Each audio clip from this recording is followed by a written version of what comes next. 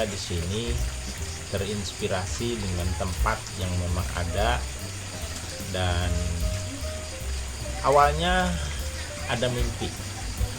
Akhirnya mimpi itu menjadi inspirasi dan sekarang mungkin akan direalisasi. Jadi di sini tempatnya sangat komplit untuk pengembangan wisata.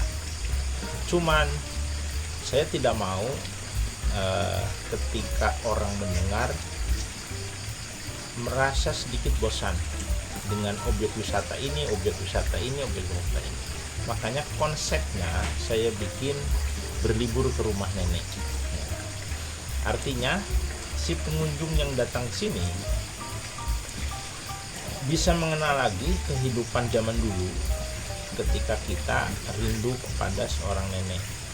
Jadi disesuaikan dengan tempatnya juga. Nanti saya bikinkan rumah dusun yang memang hampir mirip dengan rumah zaman dulu ketika kita masih diam di kampung, ada keluarga di kampung atau nenek. Dan ketika tamu datang sini tidak hanya bermain atau berenang saja, tapi di sini sangat komplit. Gitu. Jadi dia bisa how to do it. Artinya mereka bisa melakukan apa saja di sini sekemampuannya. Bisa mancing sendiri, ikannya mau dibakar, mau digoreng, nanti rumahnya ada dapur sendiri gitu. Jadi mau masak nasi di dapur pakai kayu bakar dan lain sebagainya, sepertinya orang yang berkunjung ke rumah nenek. Tapi di sini tadi saya bilang sangat komplit gitu, karena di sini ada wisata edukasi juga gitu.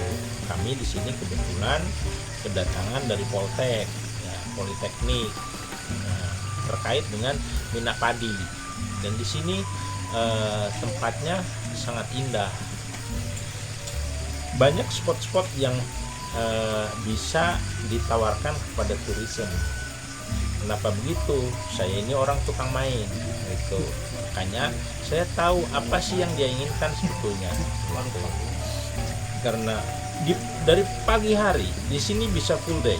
Dari pagi hari jam 5 pagi kalau sudah standby di sini bisa menikmati sunrise. Agak siang sedikit bisa masuk gua.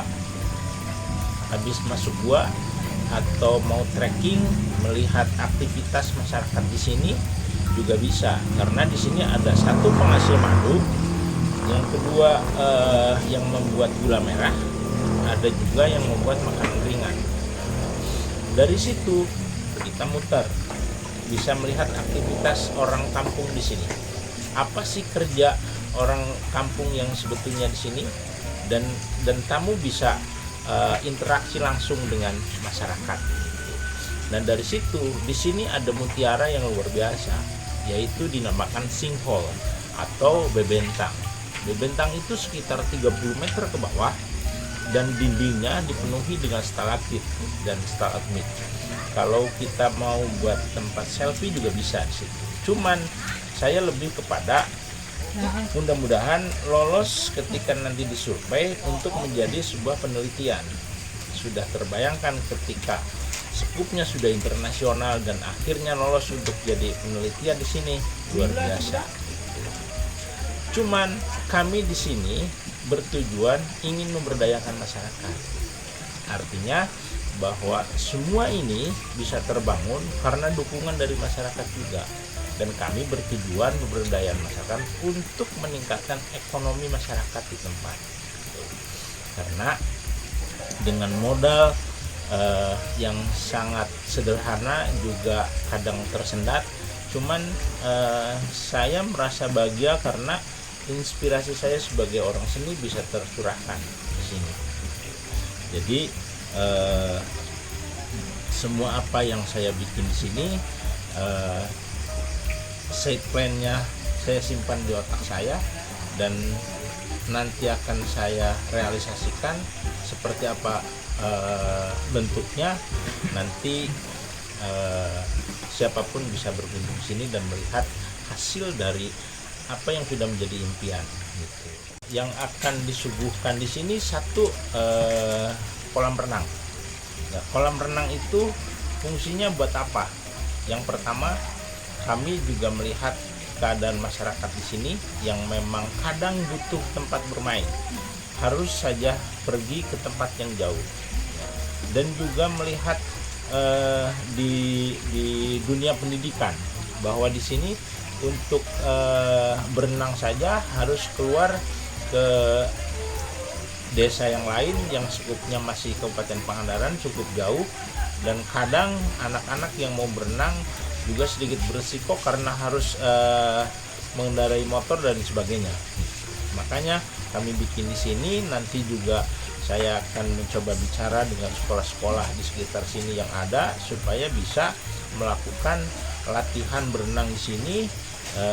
Siapa tahu hasilnya bisa diunggulkan dan bisa membawa nama daerah atau buat pribadinya sendiri. Nah, kolam renang di sini tidak seperti kolam renang yang banyak orang tahu. Di sini saya tidak akan memakai keramik. Saya lebih membuat kolam seperti kolam yang alami. Kenapa begitu? Karena di sini sumber airnya tetap mengalir. Artinya si kolam itu akan tetap jernih, karena airnya itu air benar-benar dari alam yang memang datangnya pun dari gua dan itu belum terkotori oleh apapun. Kalau untuk ikan itu dinamakan air miskin. Tapi air miskin itu bagus untuk berenang karena masih bersih. Tidak keruh ya? Tidak keruh. Paling keruhnya kalau musim hujan. Ya. Itu juga kalau musim hujan besar. Ya. Nah, di sini saya tidak memakai sistem apapun. Ini sistem alami saja. Kolam renang alami, natural. Alami natural. Jadi ketika nanti datang air yang keruh akan saya tutup. Dan air yang jernih itu akan tetap ada. Paling ditambah dengan air hujan. Ya. Oke. Dan itu akan tetap jernih. Selain kolam renang tadi ada gua Ada. dan lain-lain. Ada. Bisa cerita sedikit? Ya, itu faktor pendukungnya di sini memang ada gua. Namanya Gua Nyalindung. Kenapa dinamakan Gua Nyalindung? Karena Nyalindung itu adalah tempat tempat berlindung.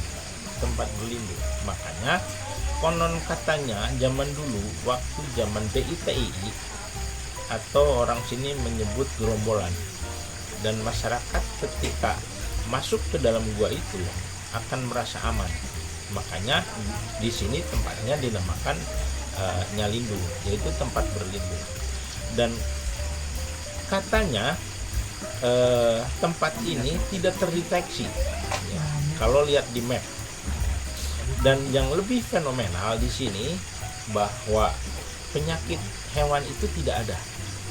Makanya penduduk di Nyalindung itu yang memelihara ayam itu tidak pernah ada penyakit cekak di sini. Mungkin karena tempatnya yang dilindungi oleh atmosfer yang cukup gitu, karena dikelilingi oleh gunung, dan itulah makanya bahwa di sini dinamakan Nyalindung. Satu, wahana bermain, yang kedua adalah gua, juga yang ketiga mudah-mudahan menjadi bahan observasi.